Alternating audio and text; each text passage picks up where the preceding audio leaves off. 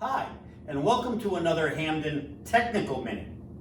In the next couple of minutes, I'm going to show you the proper procedure for the startup and operation of Hampden's new VRST1 Variable Refrigerant Volume Trainer. We're going to move around the trainer, so you're going to see a lot of close-ups. One is going to be of this junction box down here, the control box. The other is going to be of the control thermostats and some screenshots of what's happening with the data acquisition package. Also, with the Lexan that we've installed on the back side of this condenser, I'm going to show you what's going to happen as lights sequence and this trainer goes out, finds the air handling units, recognizes the air handling units, and then essentially sets itself up to operate. Let's have at it.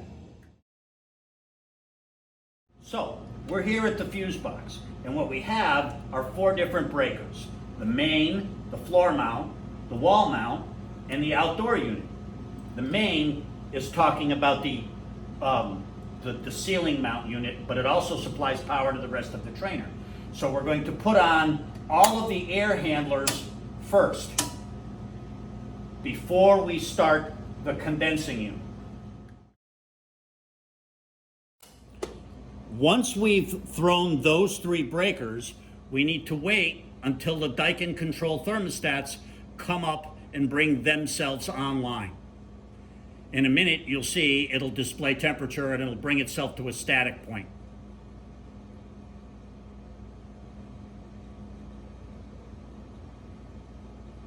Once this happens, now we can proceed. All of the thermostats should be in this state at this point.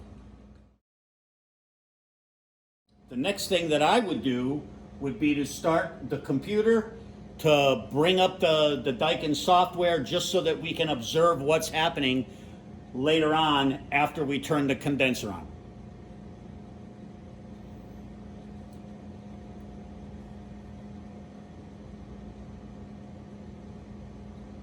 What I'm doing here is just simply bringing up the Daikin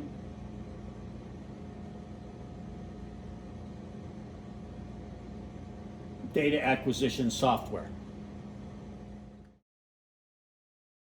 Now that's done, we can actually bring the condenser online. What's happening now is the condenser is going out and looking for whatever components are attached to it.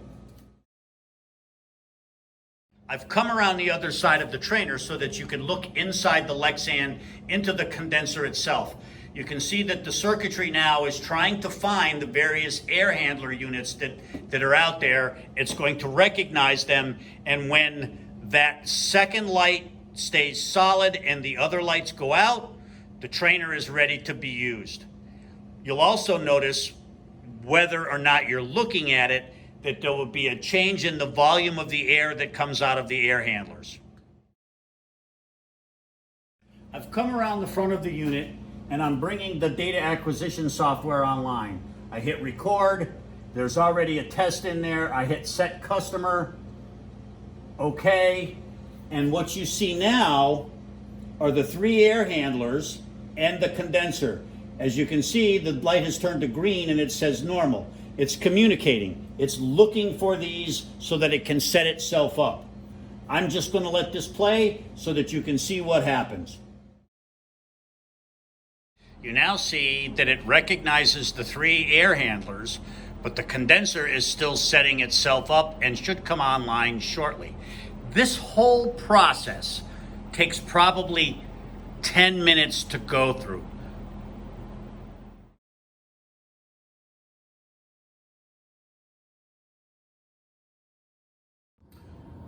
When you've taught your class, you're done with your demonstration, and it comes time to shut it down, recommend you do a couple of things. 1, you want to shut the computer program down. Simply because when you power it down, it's going to crash the computer. This is just a simple Windows touchscreen computer, and all we have to do is shut it down. Once that's done, the rest of it is stone axe simple. 1, 2, 3, 4. you're finished.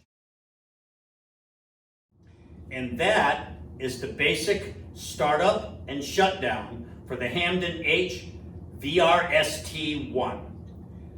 Thanks for watching this Hampden Technical Minute. If you have any questions, please contact us at 800-253-2133. Again, I'm Keith, and this has been a Hampden Minute. Thank you.